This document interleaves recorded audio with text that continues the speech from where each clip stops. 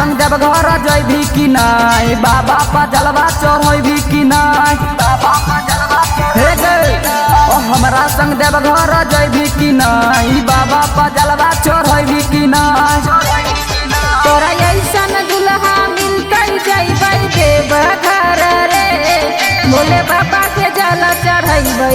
हम हर साल रे तोरा ऐसन दुल्हा मिलतै जैबै देव घर रे भोले बाबा के जल चढ़ैबै हम हर साल रे हम हर साल रे प्रेम से बोली जगन्नाथ बाबा की भोले बाबा के जल चढ़ैबै भोले बाबा के जल चढ़ैबै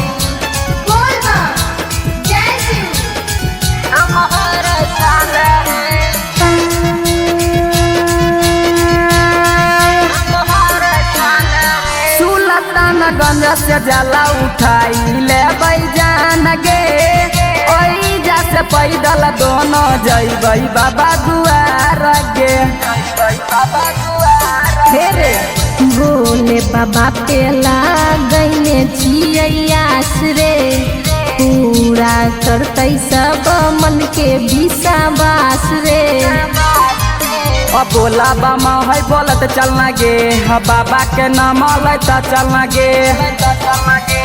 हे गे अब बोला बामा है बोलत चलना गे हाँ बाबा के नाम लै त चलना गे तोरा ऐसन दुल्हा मिलतै जैबै देव घर रे भोले बाबा के जल चढ़ैबै हम हर साल रे तोरा ऐसन दुल्हा मिलतै जैबै देव घर रे भोले बाबा के जल चढ़ैबै हम हर साल रे हम हर साल रे प्रेम से बोली बासुकीनाथ बाबा की भोले बाबा के जल चढ़ैबै भोले बाबा के जल चढ़ैबै हम हर साल रे हम हर साल रे धीरे धीरे बढ़बे अपन पाँव के चाल गे थोड़े दूर बचल है बाबा के दुआर गे बाबा के दुआर हेरे चलैत होई गेलै बुरा हाल रे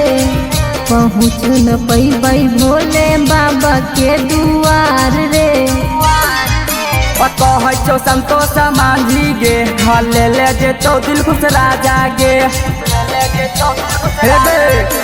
कहै छौ संतोष मांझी गे हले ले जेतौ दिल खुश राजा गे तोरा ऐसन दुल्हा मिलतै जैबै देव घर रे भोले बाबा के जल चढ़ैबै हम हर साल रे तोरा ऐसन दुल्हा मिलतै जैबै देव घर रे भोले बाबा के जल चढ़ैबै हम हर साल रे हम हर साल रे